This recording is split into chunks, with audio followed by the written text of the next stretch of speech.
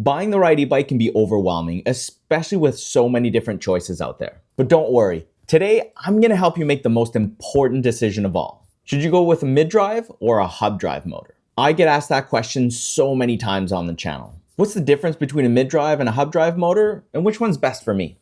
Well, you're going to have to wait until the end of the video to figure out exactly which one's best for you, but here's a hint. It really depends on how and where you're planning to ride your bike. We're even going to talk about the 2 sensor options so that you can make an informed decision and really narrow down your search when picking the right e-bike for you. Hey, I'm Ben and welcome to The Bike Cave. On this channel, I ride and review some of the best e-bikes on the market, and I teach you what you need to know to pick the right bike and get the most out of every ride. Before we dive in, don't forget to subscribe. It's completely free and it helps me grow this channel so that I can bring you more bike reviews, industry news, and tech tip videos just like this one. With all that out of the way, let's talk about the 2 different motor types. All e-bikes out there, whether they have a hub drive or a mid-drive motor, all have 3 basic components: a motor, a controller, and a battery. The controller receives the rider input via the cranks or the throttle, then tells the motor how fast to spin using the power from the battery. There's also a few sensors and tech along the way to help them work, but those 3 components are essential to every e-bike. Now, hub drive motors have been around for a long time. They're also probably the most familiar you've seen on e-bikes, either in the rear wheel or the front wheel, or sometimes both. Like on the Walkie H9 all-wheel drive e-bike I just reviewed a few weeks ago. Both wheels turn at the same time, giving you a ton of acceleration and hill climbing power. But all hub drive motors look the same. They're built into the center of the wheel hub, hence the name. There's 2 types of hub drive motors: geared hub motors and gearless hub motors. These over here are more commonly called direct drive. So let's go over both different types. Geared hub motors are most common on e-bikes with a top speed of under 40 miles an hour. These use gears inside the motor to lower the RPM and create more torque. Torque is the power that lets you accelerate with the bike. It's also what you feel when you're being pulled up a hill. The gears inside the hub motor are kind of like the gears on a bicycle. If the bike's going slow and climbing up hills, it'll go into an easy gear. And if you're rolling on flat terrain and hoping to go fast, the motors switch into a harder gear, giving you a bunch more speed. Now, torque on an e-bike is very important, especially if you live in a hilly area like I do, or plan on carrying a lot of stuff with you on your bike rides. While it's not the only thing that matters, more torque is very beneficial for these types of rides. Because of all the moving parts inside geared hub motors working together to get you moving, these motors can be a little bit noisy. Let's do a top speed run. I'm gonna put my goggles on because I don't want to get a bug right in the eye.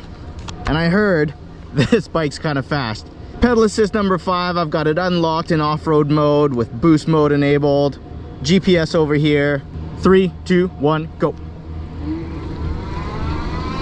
Keep in mind again, I'm about 190 pounds with all the gear on.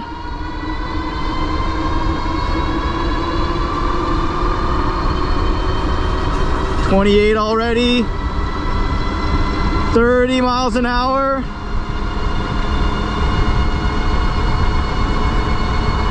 32, 33. Can we get 34, 34?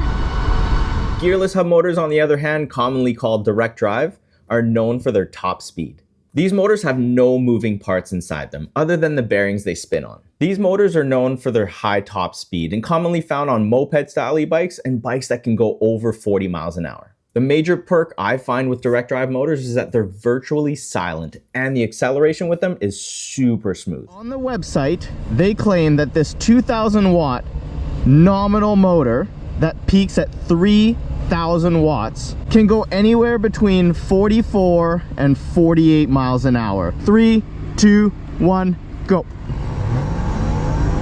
I love how silent this motor is. 25 already. 30. 35. 40. 42. 43.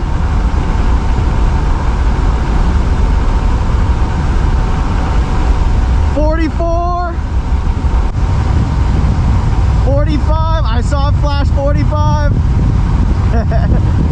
Bikes with direct drive motors can also offer regen braking. This allows you to turn the bike's forward momentum back into power, recharging your battery while you're braking. Check this out. So let's see how this regen works. As far as I'm told here, this little watt display right underneath that says 0, that's because we're not moving. But as we head downhill here, I'm just gonna feather the brakes, and the bike should use its own forward momentum to re-input power back into my battery. Let's test it out. Okay, get going here. Now the display shows 0. I'm just gonna feather the brake. There you go, 5,004. You definitely feel it. I'm just feathering the brake and you can feel the bike slow down. But not by the brakes, by the motor. It's such a cool feeling. And it ramps up over 5 seconds and puts 5,000, 5,200, 5,300, 5,400 of power back into the battery. How cool is that? Direct drive motors are also very heavy compared to geared hub motors, and they can receive a ton more power. It's not uncommon to see direct drive motors paired with a 60 or 72 volt system and really powerful batteries to get them spinning at the highest RPMs. The one downside with gearless hub motors that I found is that because of their power and size, they do add quite a lot of weight to your bike. Here are 2 examples. The Ride 1 Up Rev 1 has a 52 volt system and a 1000 watt geared hub motor that can reach a top speed of around 35 miles an hour. It has a ton of acceleration, it's light, and it's a lot of fun to ride, but it's a little bit noisy. And this is the MotorGoat V3. It has a 60 volt, 2000 watt motor that can peak at 3000 watts and take you well over 45 miles an hour. Listen to this one. Did you guys see how the direct drive motor on the MotorGoat V3 was much quieter? When you're outside riding with the wind blowing by your ears, direct drive motors are completely silent. If you want to find out more about these 2 bikes, I've done complete full reviews on them on the channel, and they're linked in the description box below. So whether you want a super fast cruiser or want a light e-bike with a ton of power for hills, hub drive motors have solidified their place in the market, and they're a great choice if you want something that's virtually maintenance free. Now let's take a look at mid-drive motors. These are located in the middle of the frame, right beside the cranks and pedals. And here's why that matters. Number 1, torque. Mid-drive motors deliver their power to the chain and can use the entire bike's gear ratio. So whether you have 7 gears or 12 like on my e-mountain bike here, the motor can easily adjust to give you the right amount of power for the gear that you're currently in. Number 2, efficiency. Mid-drive motors are usually more energy efficient. They use a smaller battery than a comparable hub drive motor because they leverage the bike's gears to get the most out of the motor's power. Mid-drive motors are also most commonly found on bikes that are designed to get you out there and pedaling. These bikes are great if you're looking for a workout because they require you to put in some of your own power. And number 3 is the center of gravity. The motor and the battery are the heaviest components on an e-bike, and the closer you can get them to the middle of the bike and as low as possible, the better the bike's gonna feel while you're out on the ride. Mid-drive motors are usually found on electric mountain bikes, and having all of this extra weight sitting on the bike's suspension makes it ride so much smoother. Compare that to a hub motor on a mountain bike and it'll feel like you're dragging that thing along. It's also gonna make it harder if you're planning on taking your e-mountain bike on some jumps. So this is why mid-drive motors are most commonly found on commuter bikes and electric mountain bikes designed to tackle steep terrain. They just excel in situations where you need balance, power, and control, all while forcing you to put in some of your own power, stay active, and get a great workout. So which motor is best for you? Just before we talk about what motor you should get, if you're learning anything from this video and it's helping you out, consider hitting the like button. It's a completely free way for you to say thanks, and it tells YouTube's algorithm to spread this video to more awesome people like you. Right.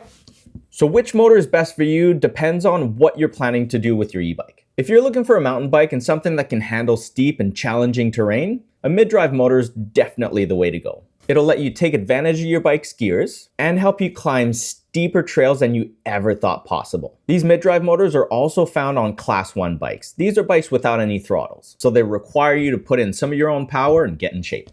On the flip side, if you're looking for a bike mainly for commuting or casual city riding, they're less expensive, require less maintenance, and come in a huge range of power options.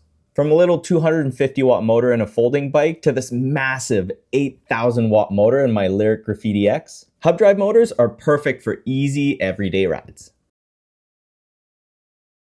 Now let's talk about the two different sensor options. Some bikes have a cadence sensor and some bikes have a torque sensor. And guess what? Some bikes even have both.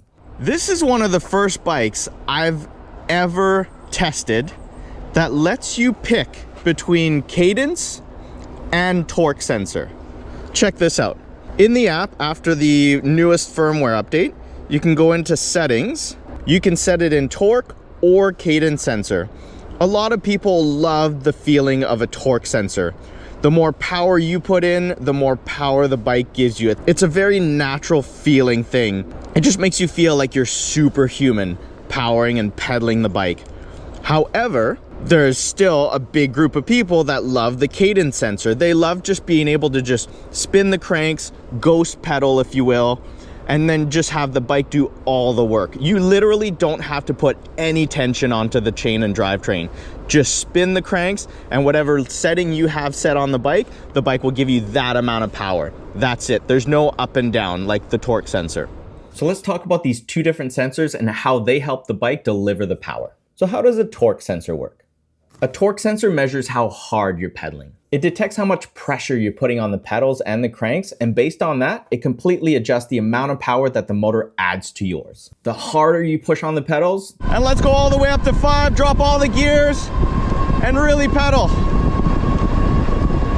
the more power you get out of the motor. It's super simple and very intuitive. All these real-time calculations create a much more natural bike feel. A cadence sensor, on the other hand, detects how fast you're pedaling or how fast the cranks are spinning. It doesn't measure how hard you're pedaling, just how quickly the cranks are rotating. The motor then provides you the right amount of power for how fast you're spinning the cranks and what pedal assist mode you have the bike currently set in. If you pedal faster, the motor just kicks it up a notch to get you up to a certain speed. Once you reach a certain speed set by your pedal assist modes, all you gotta do is keep rotating the cranks and the bike's just gonna maintain that speed. That's called ghost pedaling. You don't even need to put any tension on the bike chain. You just spin the cranks and the bike just goes. With cadence sensors, the power delivery is more of a on-off feel. It's less responsive to your input and it relies more on the pedal assist modes that you have the bike currently set in. It's a bit more basic compared to a torque sensor and gives you a little bit less smooth and less personalized power delivery. Now, like I alluded to earlier, some new bikes actually let you pick what sensors you want to look, like in this new Velotric Discover 2. All you got to do is open up the app and scroll down to where it lets you pick between a cadence and a torque sensor. You can switch back and forth at will depending on what you're riding or how you feel that day. So to recap the 3 key differences between a torque and a cadence sensor, number 1 is the response to the pedaling effort. A torque sensor responds to how hard you're pedaling. The more effort you put in, the more the motor helps, as the motor assist just mirrors your own effort. And a cadence sensor doesn't monitor how hard you're pushing, simply how fast you're spinning the cranks. And once you've hit a certain speed based on your pedal assist mode, it just maintains that speed and all you need to do is keep the cranks rotating. Number 2 is power delivery. Torque sensors provide a more natural feeling power delivery. The power increases and decreases depending on how much power you're putting in yourself. This makes it feel like you're in control of the bike and just makes you feel superhuman. Cadence sensor have a more on-off feel. You can sometimes set the acceleration curve in the bike settings, but usually if you're in pedal assist number 2, set for 15 miles an hour, all you need to do is just spin the cranks and the bike will accelerate up to 15 miles an hour and stay there. The number 3 key difference between a torque sensor and a cadence sensor is going to be battery efficiency. Since a torque sensor requires you to put in your own power, it uses less battery. It can easily lower the power if you're on flat terrain and raise the power if you're climbing a hill. This helps the bike stay very efficient when it comes to using battery power, and bikes with a torque sensor can usually go further or get away with a smaller, lighter battery. Cadence sensors, on the other hand, are usually much less efficient. Because of their on-off power delivery, they can sometimes give you more power than you actually need if you're in the wrong pedal assist mode. So which type of rider is each better for?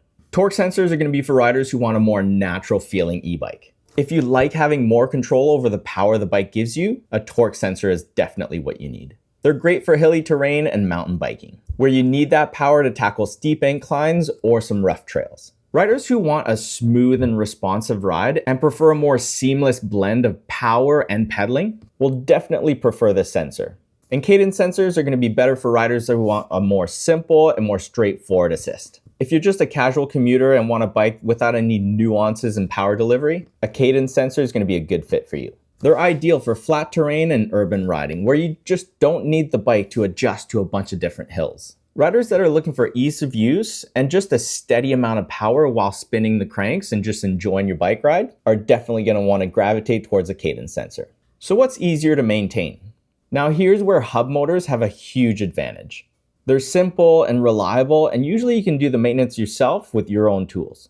If something goes wrong with the geared hub motor, you can usually just take it apart and replace the motor without actually replacing the wheel. That's usually cheaper than replacing an entire mid-drive motor. Hub drive motors are also so simple, sometimes they don't even come with pedals at all. Some bike companies give you the option to just omit the cranks altogether and just go with pegs. These brands know that you're not going to use the pedals all that much, and you're just going to use the throttle to get around. On the flip side, mid-drive motors are more complex and have a ton more moving parts. They tend to be more pricey, and if something goes wrong, you're more likely to just have to take it to the bike shop and get a professional mechanic to look at it. You also have to consider that a mid-drive motor will actually need the bike's drivetrain. This puts extra wear and tear on your chain ring, and the gears on the cassette. Keeping your drivetrain clean and lubed up all the time is definitely going to be needed for a bike like this if you want to keep your drivetrain working for a long time. With the mid-drive system, your entire drivetrain will wear out a lot sooner than with a geared hub motor. So what are the most common issues with hub drive and mid-drive motors? With mid-drive motors, the most common concern is putting a lot of wear and tear on your chain. Or even worse, snapping a chain if you're shifting incorrectly. While snapping a chain can happen, it's super rare. I've been riding e-mountain bikes for 2 years now, and this has never happened to me. But I think that's attributed to how and when I'm shifting. There's a lot of urban commuters now with mid-drive motors that come with a carbon belt drive system. These have a belt instead of a chain. And the cool thing is they don't even have a drivetrain. The entire gearbox is built into the mid-drive motor. This new bike from Lectric has that system, and I'm hoping to get one on the channel for you guys very soon. And for hub drive motors, one downside is going to be heat management. They're just not as efficient as mid-drive motors at dissipating the heat. This can cause the hub drive motor to overheat under heavy use. But this is also very rare and usually not an issue unless you're playing with the bike's factory power settings. So here's my final thoughts. Which one should you choose? In the end, there's just no one-size-fits-all answer. Both types of motors have their pros and cons, and they're suited for different types of riders. For me, since I ride both types of bikes, I prefer a mid-drive motor on my mountain bikes or a bike that's designed to give me a workout. These bikes feel so natural and are so easy to control the power. But if I'm just commuting or I'm going out for a joyride where I'm just using the throttle, there is nothing that beats a smooth, powerful, and silent direct drive motor. It all comes down to how and where you plan on riding your bike. If you have more questions because I missed something or just want more help in figuring out what motor is best for you, just leave them in the comments below. I do my best to go through them and answer everyone back. If you haven't done so yet and want to make sure you don't miss any bike reviews or tech tip videos like this one in the future, make sure you subscribe to the channel. And if you're looking for more e-bike content to watch, this video here is the one that YouTube thinks you'll like to watch the most. I'll see you over there.